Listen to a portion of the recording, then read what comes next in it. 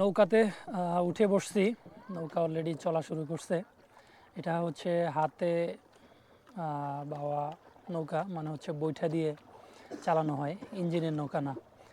So Sylhet শহর থেকে, সিলেট সদর থেকে এই সোয়াম ফরেস্ট আসতে প্রায় ২৬ কিলোমিটার রাস্তা পাড়ি দিতে হয়। আর যারা সিলেট থেকে আসতে চান তারা ওইখান থেকে সিএনজি অথবা অন্য অন্য যে বাহনগুলো আছে, ইজি বাইক, এইগুলো রিজার্ভ নিয়ে আসতে পারেন। শেয়ারে অথবা অনেক সময় নর্মালি চলাফেরা করে, সেইগুলো দিয়ে আসতে পারেন। আর দেশের অন্যান্য স্থান থেকে, ঢাকা বা অন্য অন্য জায়গা থেকে যারা আসতে চান তাদেরকে প্রথমে সিলেট সদরে আসতে হবে। ওইখান থেকে তারপর পাবলিক ট্রান্সপোর্ট বলতে সেরকম কোনো ট্রান্সপোর্ট নেই, সুতরাং সিএনজি রিজার্ভ করে আসতে হবে। আর যদি প্রাইভেট কার থাকে তাহলে সরাসরি আসতে পারেন।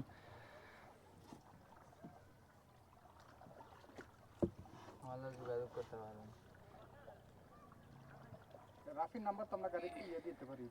খানিকটা খানিকটা জায়গা আমাদের এইভাবে যেতে হবে নদীর তীর দিয়ে। তারপর হচ্ছে নদী তীর পার হয়ে কিছুক্ষণ পর আমরা ভিতরে ঢুকে পড়বো, একদম বনের ভিতরে। প্রায় ৩০,৩২৫ একর জায়গা জুড়ে অবস্থিত এই সোয়াম ফরেস্ট। আর এর ভিতরে ৫০৪ একর জায়গা হচ্ছে বন, আর বাকি জায়গা যেগুলো আছে সেইগুলো হচ্ছে আসলে ছোট বড় যে হ্রদ আছে সেইগুলো।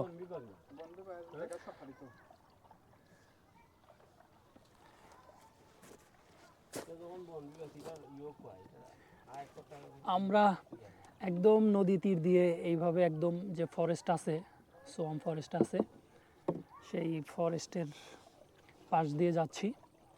কিছুক্ষণ যাওয়ার পর আমরা এই বনের ভিতরে ঢুকব।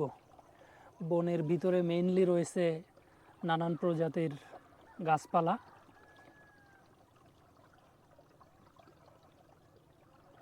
বর্ষার সময়টা হচ্ছে মূলত উপযুক্ত সময় এই ফরেস্ট ভ্রমণ করার জন্য। আমি একটু উপর থেকে এই এলাকাটা দেখানোর চেষ্টা করি।